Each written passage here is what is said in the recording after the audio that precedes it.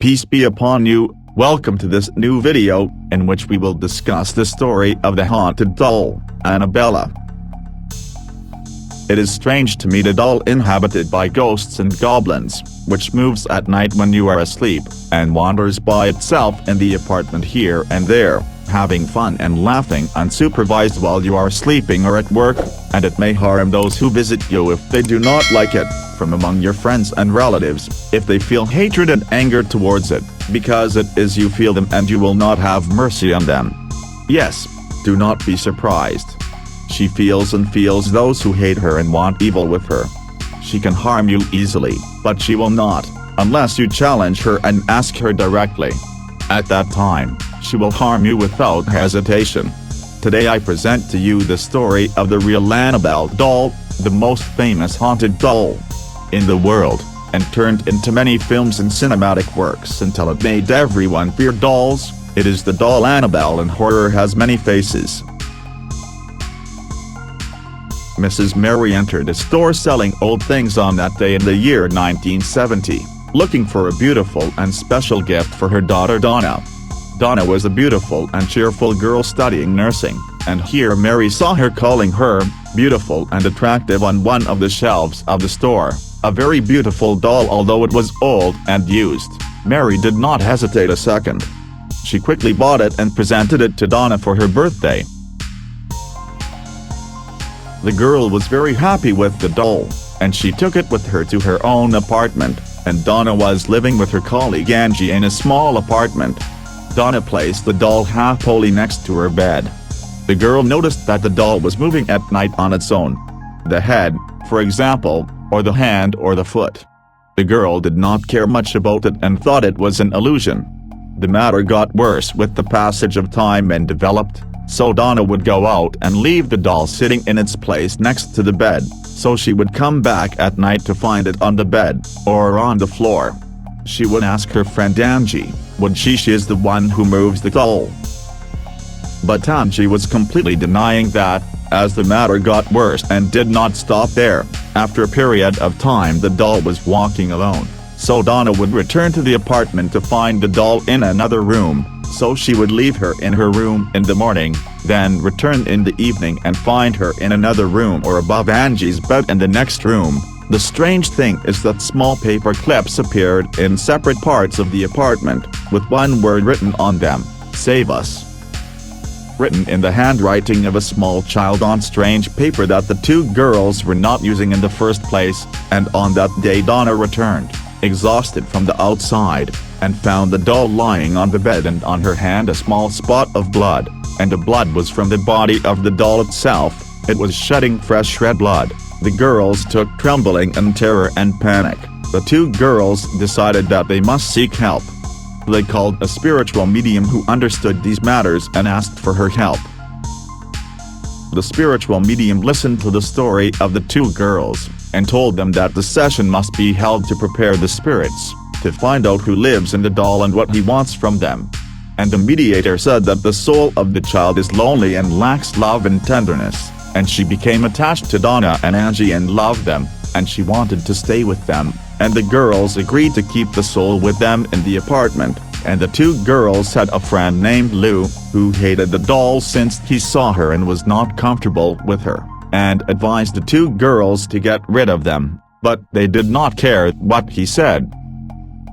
And one day, the friend Lou came, and he spent the night with the two girls sleeping on the lounge sofa, and late in the evening Lou suddenly woke up.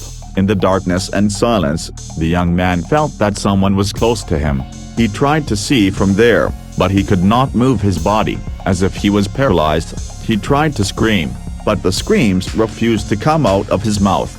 He tried to turn around to see anything, but he could not see anyone. Here he looked down, and the fatal surprise was, and his heart almost stopped completely. The doll Annabelle was sitting at his feet and looking at him with hatred and hatred. Then she started crawling over his body until she reached his neck, and started strangling him until he passed out from the severity of his fright, and in the morning, he told the two girls what had happened. When the two girls believed him, He said that he felt that the doll hated him because he had asked them to get rid of it from Donna's room, and it was empty. Donna had left since the morning, so he got up to check the room and the room was empty. He felt that someone was standing behind him, so he turned his face quickly. There was no one except for the doll Annabelle, who was sitting on the table. So he went back to check the windows, and he had the feeling again that he was being watched. But before he turned around this time, he felt a hidden hand holding him from behind and dropping him to the ground forcefully. He screamed in panic, so Angie rushed to the room, and here I watched if he was lying on the floor. There was no one else in the room but him. On his shirt there was a stain of blood. He got up from the ground and took off his shirt. There were 7 deep wounds on his chest, as if they were scratched nails. It was very painful and burning. The strange thing is that these wounds disappeared within a few hours. After what happened with Lou, the girls began to doubt the words of the psychic, and she no longer believed that the soul of an innocent child could do such evil things. So she went to the church and explained to Father Hogan her case in detail. So the priest shared her doubts, and contacted a higher-ranking clergyman, Father Cook, who called his friend Ed Warren knowing about these matters and asked him to investigate the case. Several days later, the Warren couple visited Donna and Angie's apartment and listened to their story, and they knew the truth. The doll was not inhabited by the spirit of a little girl, as the mediator said, but there is a demon inhabiting it, a genie of demons that controls the doll and inhabits it as a means to reach its goal, and its goal was a human body that possesses it. And the genie of the doll became strong and very close to his goal, which is the body of any girl of them.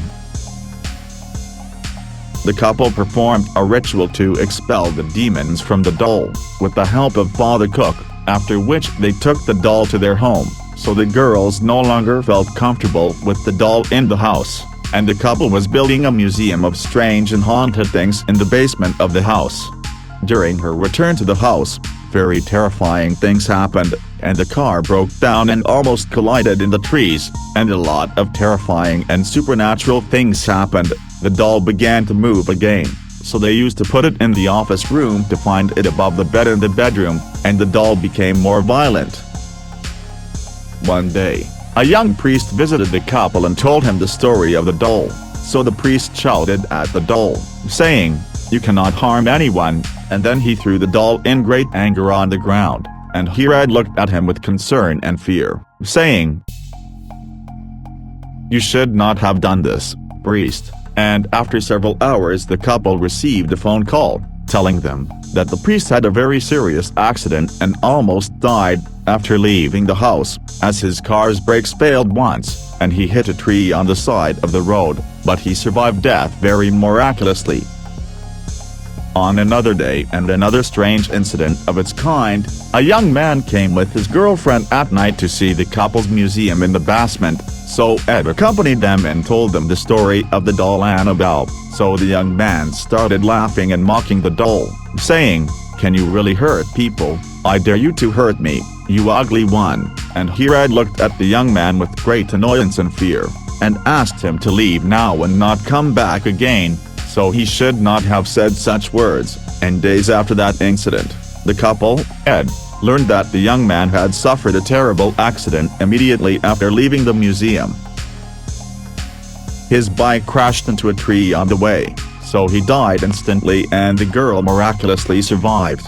After that strange incident, the couple decided to prevent the doll from harming more people and humans, so the couple put it inside a custom glass box and fortified with many religious talismans and amulets, so that it could not harm anyone.